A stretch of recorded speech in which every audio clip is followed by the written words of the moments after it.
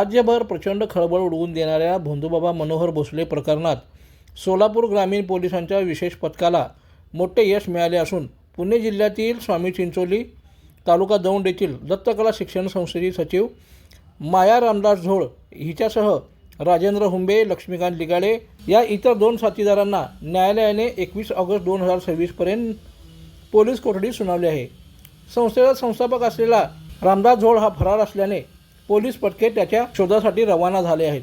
Kurduwadi police ठाण्यात दाखल झालेला गुन्हा क्रमांक 192/2026 नुसार भारतीय न्याय संहिता BSN कलम 318, 318(4) व वाढीव कलम 111 ब प्रमाणे महाराष्ट्रात नरबळी आणि इतर अमानुष अनिष्ट व अघोर प्रथा जादूटोणा प्रतिबंधक अधिनियम 3 आणि 3/3 अन्वये 23 एप्रिल 2026 रोजी हा गुन्हा दाखल करण्यात आला होता।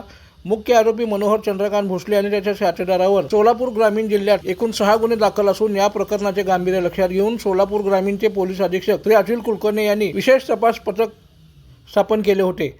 ज्या पथकाने आतापर्यंत या गुन्ह्यातील सहभागी असलेल्या तब्बल 24 आरोपींचा शोध लावला आहे। तपासादरम्यान अघोरी प्रथा आणि फसवणुकीच्या गुन्ह्यातून मनोहर भोसले याला मिळालेल्या अवैध पैशाची विल्हेवाट लावण्यासाठी दत्तकला शिक्षण संस्थेचे संस्थापक अध्यक्ष रामदास झोळ याचा मोठा सहभाग असल्याचं निष्पन्न झालं आहे। त्याला मदत करणारे संस्थेतील आरोपी राजेंद्र गोकुळ हुंबे याला 11 ऑगस्ट रोजी तर लक्ष्मीकांत मनमत लिगाडे याला 13 ऑगस्ट रोजी अटक करण्यात आली होती। सविस्तर पोलीस तपासात रामदास झोळ याची पत्नी माया झोळ यांचाही या गुन्ह्यात सहभाग असल्याचे पोलीस तपासात निष्पन्न झाले आहे।